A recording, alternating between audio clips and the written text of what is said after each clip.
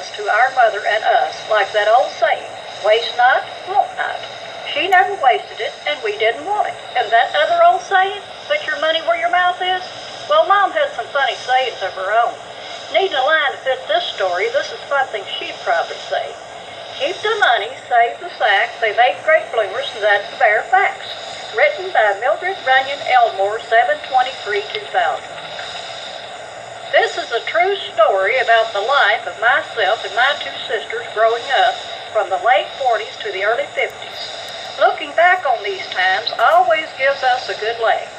A child can't see how funny they are in childhood until they become adults and take a look back. And believe me, we did some real rib ticklers. So I would like to share our childhood treasures with anyone who wants a good, hearty, funny bone laugh. Starting right off with me, being the eldest of three, let me introduce myself. My name is Mildred, a name I never wanted but was too young to protest. Then my middle sister is Shirley, and my youngest sister was Margie. First of all, someone, don't ask me who, must have told Mom she could sew. I guess she thought it would be cheaper to make our school clothes. I don't really know what she thought. Now, some of our girlfriends' mothers could sew. They'd come to school with nice dresses on with just a touch of white lace. But the dresses Mom made for us always lacked something. But one thing they never lacked, you got it, rick-rack. Around the neck, sleeves, waist, and hem. Rick-rack, everywhere a rick-rack. I remember the neck of them dresses being so big that we and anyone else that wanted could look down inside and see our feet. And if that wasn't enough, Mom decided she'd make us some bloomers, better known today as panties, the more civilized name, out of some money sacks we had found at a place we only knew as the canteen. It was a place that had candy and gum vending machines. They'd throw away candy and gum and, yes, empty money sacks. This place wasn't far from our house, so we'd slip off and go down the road a little piece with our uncle load up. I guess Mom had dollar signs in her eyes, because she saw a use for them money sacks. Of course, Mom washed and bleached the sacks several times, trying to get them as soft as she could, an impossible task. Then she made her a pattern of bloomers to fit us. She put elastic in the waist, too tight and very uncomfortable. And I recall the legs just kind of hung limp. If ever a puff of wind got under our dresses, I guess we'd been the only little girls in history to take the first bloomer balloon ride, up, and away. We would ask Mom, why can't we have lace on our dresses like the other girls? And why can't we have silk bloomers? Mom's reply was always the same. Rick-rack is cheaper, and besides that, you all will have the richest rears in school. Now, don't get me wrong. I love my mom dearly. She did the best she could. But as that child, I remember lace and silk looked a lot better than rick-rack and money sacks. A child sees things a little bit different than adults do. It's true we were poor, but what we couldn't understand, our little friends who wore the lace and silk weren't rich. Maybe their daddy had a better job than ours, who knows. We always looked forward to Fridays. That was Daddy's payday. We'd wait for him to come walking up that old gravel road hill where we lived, and when we saw him, we'd run down to meet him for our weekly nickel. Then we'd run to the store for candy. Back then, you could get candy free for a penny. A whole sack full for a nickel. We had a lot of appreciation for that weekly nickel. For us, that was a real treat. We didn't have soda pop, candy, and sweets every day as most children have today. And oh, how we loved Christmas. We always got a pretty doll. But as always, if we didn't leave them out in the rain to run, our uncle would take the criers out and tear them up, him being the mean boy he was. But unlike other kids today, we could make do. We'd just get us a brick Daddy had laying around, sneak into the house and get Mom's lipstick, and draw us a face on our brick and make us a doll. Of course, in the summer, sometimes the bricks got so hot the lipstick would melt and run down, making our brick dolls have a strange-looking face. Looking back on it now, I guess that's why I was always such a skinny kid. It was from carrying around them bricks. I mean, them babies were happy. It's a wonder Mom's lips didn't bleed from brick grit in her lipstick.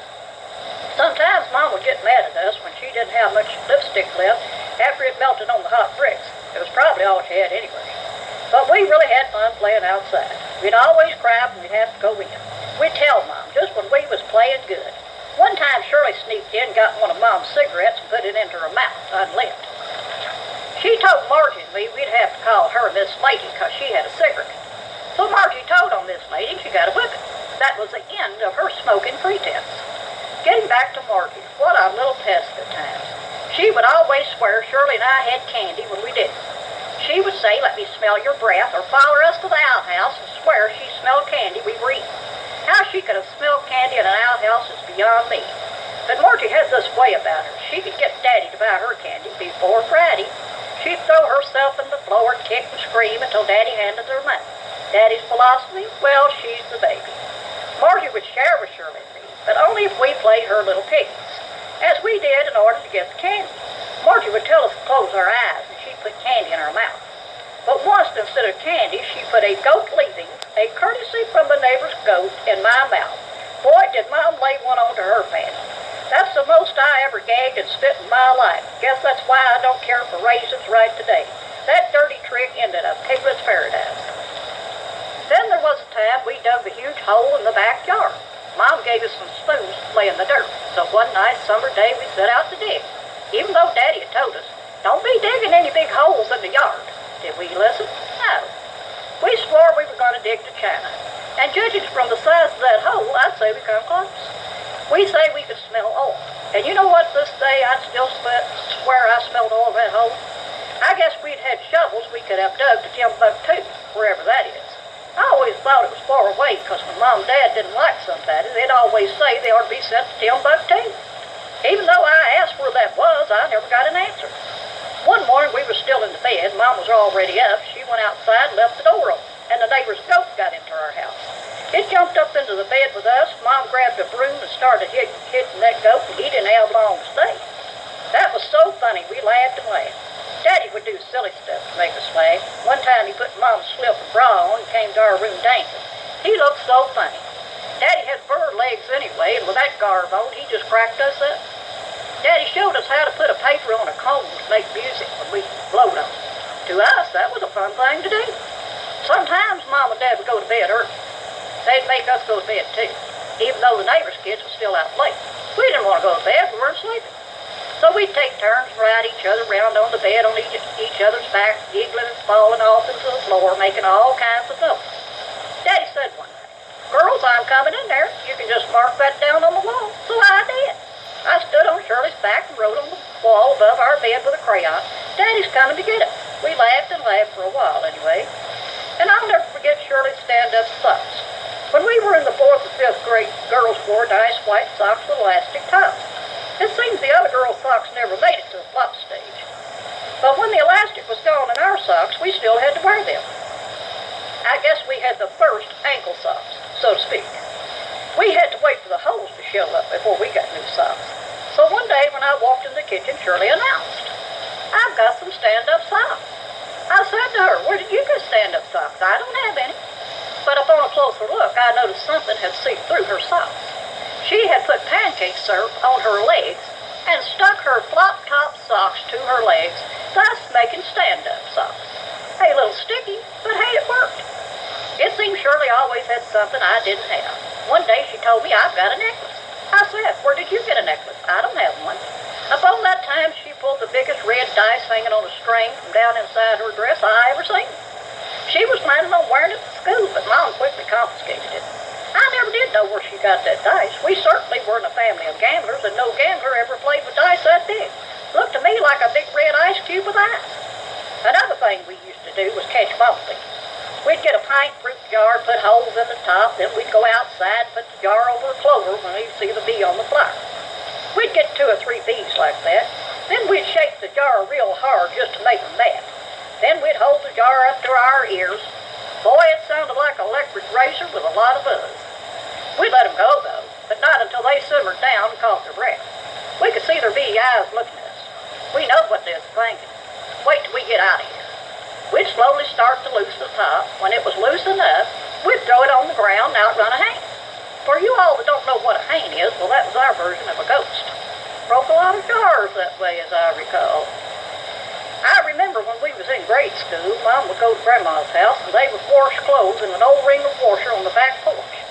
We'd walk to Grandma's house from school to eat lunch. Iced tea, pinto beans, potatoes, oak green garden tomatoes. Boy, what eating down home-cooked food on a wood stove. One time we went to Grandma's over the weekend. Bobby, our uncle, who was the same age as me, built us a playhouse house out of old wood, and I don't know what else. Seemed like there was some grass on top. Mom and Grandma was on the back porch talking. So we got some potatoes from the house and tomatoes from the garden. We sent Shirley into the house to sneak out some batches to cook our vegetables. Our playhouse caught on fire.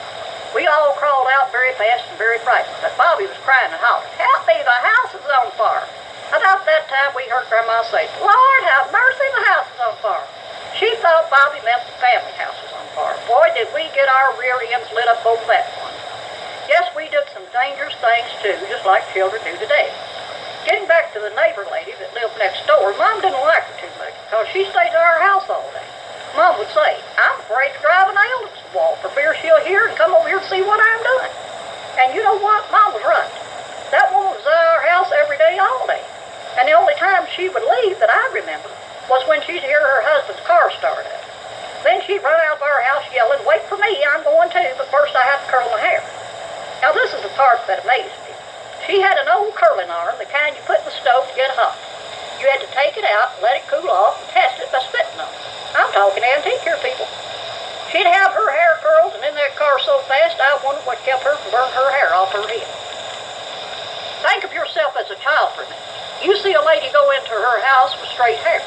She comes out 5 minutes later with a head full of curls, and you've got no idea a curling iron ever existed. To a kid, this is pure magic. They were a strange family anyway.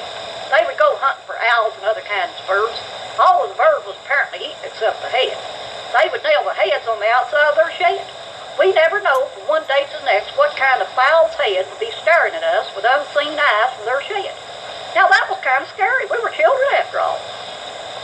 These folks had a girl in their family that didn't want to go to school. So the whole family would get out and herd her toward the schoolhouse, like they were on a cattle drive or something. I remember them saying things like, "Don't let her get past you now." Funny though, seemed like when she got herded the right way, then she'd just go on. I guess she figured she had to go somewhere, so she just went on to school until the next school day, then the roundup started all over again. We didn't give any trouble about going to school. If we had, Mom and Dad would have given us a good tanning on our behinds. Somehow